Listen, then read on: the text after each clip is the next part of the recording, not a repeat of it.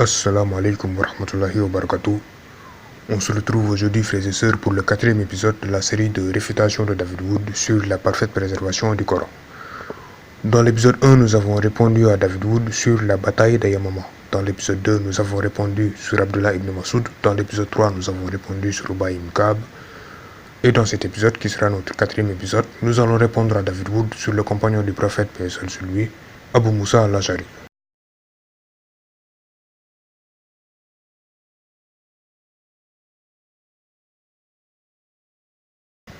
Nous allons comme d'hab visionner des extraits de la vidéo, réfuter les arguments du musulman numéro 4, la parfaite préservation du Coran, David Wood en français. Nous allons visionner le passage qui va de 19 minutes 22 à 22 minutes 17 et le passage qui va de 23 minutes 13 à 23 minutes 56. Allons-y. And so now we want to look at some passages from Islamic sources. And there are more examples we can give, but I'm going to give an example of Muslim sources showing that entire chapters were lost, then that large passages were lost, Correct. then that verses were lost, and then even that phrases were lost. So this is just to show that there are various kinds of material coming up missing here. So I'm going to read Sahih Muslim 2286. What's better than Sahih Muslim, right? This is as good as it gets in Islam, Exactly. right? Muslim and Bukhari. Yeah. So Sahih Muslim 2286. Abu Musa al-Achari sent for the reciters of Basra. They came to him, and they were 300 in number. So this is Abu Musa, companion of Muhammad, who later on is asked for the reciters of Basra. They come to him.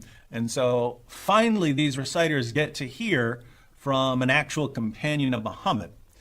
And they recited the Quran, and he said, notice, the reciters recite the Quran to a companion of Muhammad. And he said, "You are the best among the inhabitants of Basra, for you are the reciters among them. So continue to recite it. But bear in mind that your reciting for a long time may not harden your hearts, as were hardened the hearts of those before you." He's talking about Muslims before them, hardening their hearts. He's warning the reciters not to harden their hearts. And what does he say? "We used to recite a surah which resembled in length and severity to Surah Barat." Chapter 9, basically. Yeah, that's 129 verses. Correct. So it's a 129 verse long chapter. "I have, however, forgotten it, with the exception of this which I remember out of it." So he remembers a passage from this surah. He remembers this.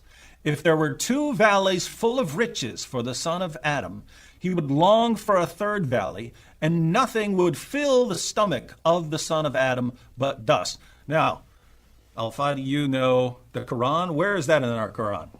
It's no longer there. Oh, wait a minute. Abu Musa, it's a companion of Muhammad. Achari mentioned it, yeah. That's He's right. talking to the reciters of Basra, and he says he remembers this being a surah of the Quran, a surah that's as long as Surah 9, Which means at least 128 verses are missing. at least, right? So we have this verse, and then you got the 128 missing verses.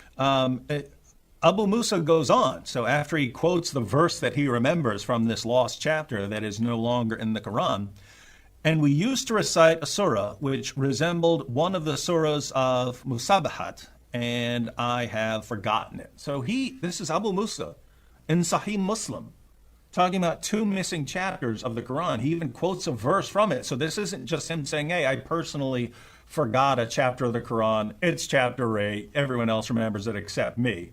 It's not in the Quran. We know because he gives an example of a verse from it. It's not in the Quran. So that's an example of entire chapters of the Quran coming up missing. Bon, dans ces passages, David Wood nous cite une narration de Sahih Muslim où le compagnon du prophète Abou Moussa al-Achari parle de deux sourates qui étaient dans le Coran mais qui ne se trouvent plus. La première de ces deux sourates qui étaient dans le Coran mais qui ne se trouve plus est une sourate parlant de vallée de richesse. Le texte de David Wood cite d'ailleurs un passage de cette sourate. Et dans ce passage on dit: S'il y avait deux vallées pleines de richesses pour le fils d'Adam, il voudrait une troisième vallée, et rien ne remplirait le ventre du fils d'Adam excepté la poussière. Donc ça, c'est la sourate parlant de vallée de richesse. Il s'agit de la première des deux sourates qui était dans le Coran, mais qui ne s'y trouve plus. Et quant à la deuxième sourate qui était dans le Coran, mais qui ne se trouve plus, il s'agit d'une sourate qui ressemblait à l'une des sourates de Moussa. À ce propos, on lit dans le texte de David Wood, et nous récitions aussi une sourate qui ressemblait à une des sourates de Moussa. Et ça, c'est la deuxième sourate. Donc, en résumé, le compagnon du prophète Abou Moussa al-Achari a cité deux sourates qui étaient dans le Coran, mais qui ne sont plus. L'une des sourates parlait de vallée de richesse, et l'autre sourate ressemblait à l'une des sourates de Moussa. Et selon le compagnon du prophète Abou Moussa al-Achari, ces deux sourates étaient dans le Coran, mais ne s'y trouvent plus. Maintenant, on doit se demander pourquoi ces deux sourates ne se trouvent plus dans le Coran. Eh bien, c'est simple. Ces deux sourates ne se trouvent plus dans le Coran car elles ont été abrogées. Tout simplement. Si ces deux sourates ne se trouvent plus dans le Coran, c'est tout simplement parce qu'elles ont été abrogées. Mais avant de démontrer avec des preuves claires que ces deux sourates ont été abrogées, nous allons d'abord lire un verset coranique parlant de l'abrogation. Il s'agit du verset 106, la sourate 2. Si nous abrogeons un verset quelconque ou que nous le fassons oublier, nous en apportons un meilleur ou un semblable. Si nous abrogeons un verset quelconque ou que nous le fassons oublier, nous en apportons un meilleur ou un semblable. Ne sais-tu pas qu'Allah est omnipotent? Donc, dans ce verset, Allah dit que lorsqu'il abroge un verset, il le remplace par un autre qui est meilleur ou semblable. Donc, à chaque fois qu'un verset est abrogé, il est remplacé par un autre verset qui est meilleur ou semblable. Et c'est exactement le cas pour la sourate parlant des vallées de richesse. La sourate parlant des vallées de richesse est une sourate qui a été abrogée et remplacée par une autre sourate semblable. Et cette sourate semblable qui a remplacé la sourate des vallées de richesse n'est rien d'autre que la sourate 102, la sourate la course aux richesses. Donc la sourate 102 qui se trouve aujourd'hui dans le Coran est celle qui a remplacé la sourate des vallées de richesse. Lorsque la sourate des vallées de richesse s'est faite abroger, Allah l'a remplacée par une autre sourate. Et cette sourate n'est rien d'autre que la sourate 102. Comme on peut le voir au hadith 27 du livre 81 de Sahih Bukhari. Sahl bin Sa'd a rapporté, j'ai entendu Ibn Az-Zubayr qui était dans la tribune de la Mecque faire un sermon en disant, ô les hommes, le prophète avait l'habitude de dire, s'il y avait une vallée pleine d'or pour le fils d'Adam, il voudrait avoir une deuxième vallée. Et s'il avait une deuxième vallée, il voudrait avoir une troisième vallée. Car rien ne remplit le ventre du fils d'Adam excepté la poussière. Et Allah pardonne celui qui se repent vers lui. Donc, ça c'est la sourate parlant des vallées de richesse. On continue. Ubay a dit, nous considérions ceci renvoie à la sourate des vallées de richesse, nous considérions ceci comme une parole du Coran jusqu'à ce que la sourate commençant par la course aux richesses vous distraient, sourate 102, fut révélée. En gros, il considérait la sourate parlant des vallées de richesse comme une sourate du Coran jusqu'à ce que la sourate 102, la sourate commençant par la course aux richesses vous distraient, fut révélée. Donc, comme vous pouvez clairement le voir dans ce hadith, la sourate des vallées de richesse était considérée comme une sourate du Coran, mais à un moment, elle fut abrogée et remplacée par la sourate 102, la sourate la course aux richesses. Ce hadith prouve ainsi que la sourate des vallées de richesse mentionnée dans le texte de David Wood a été abrogée et remplacée par la sourate 102. Mais apparemment, David Wood n'a pas jugé nécessaire de mentionner cette information. Bref, la sourate des vallées de richesse a été abrogée et remplacée par la sourate 102, comme le démontre clairement cette narration. Et d'ailleurs, comme je l'avais souligné, Allah a dit que lorsqu'un verset est abrogé, il est remplacé par un autre verset qui est semblable. On lit, si nous abrogeons un verset quelconque ou que nous le fassons oublier, nous en apportons un meilleur ou un semblable. Nous en apportons un meilleur ou un semblable. Donc un verset qui est abrogé est remplacé par un autre verset qui lui est semblable. Et c'est le cas de la sourate des vallées de richesse. La sourate des vallées de richesse a été abrogée et remplacée par la sourate 102 qui lui est semblable. La sourate de la vallée de richesse et la sourate 102, qu'on appelle la sourate la course aux richesses, sont semblables et parlent de la même chose. Elles parlent du fait que les hommes sont aveuglés par la richesse. Ce que veulent dire ces deux sourates, c'est que les hommes sont trop aveuglés et préoccupés par la richesse et le plaisir d'ici-bas. Par exemple, dans la sourate des vallées de richesse, on dit que s'il y avait deux vallées pleines de richesses pour le fils d'Adam, il voudrait une troisième vallée. Donc l'homme n'est jamais satisfait. Il est toujours dans une poursuite aveugle de la richesse. Il en veut toujours plus. Et dans la sourate 102, on lit que la course aux richesses distrait les hommes. Donc en gros, les deux sourates en question parlent toutes les deux du fait que les hommes sont aveuglés par la poursuite de la richesse. Donc elles sont semblables et parlent de la même chose. Et c'est conforme à ce qu'Allah a dit sur l'abrogation. Allah dit que lorsqu'un verset est abrogé, il est remplacé par un verset semblable. Et la sourate de la vallée de richesse a été abrogée et remplacée par la sourate 102 qui lui est semblable, tout simplement. Il n'y a pas que ça. Car Allah dit aussi qu'il y a des cas où il fait oublier les versets qui sont censés être abrogés et remplacés.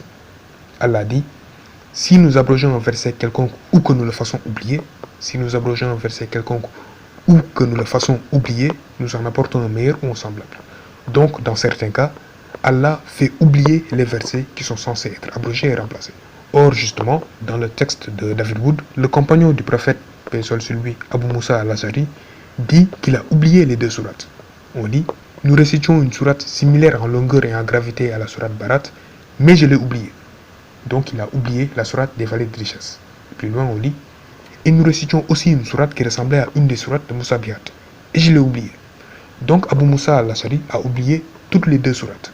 Or, comme Allah l'a dit au verset 106 de la sourate 2, il fait oublier les sourates qui doivent être abrogées.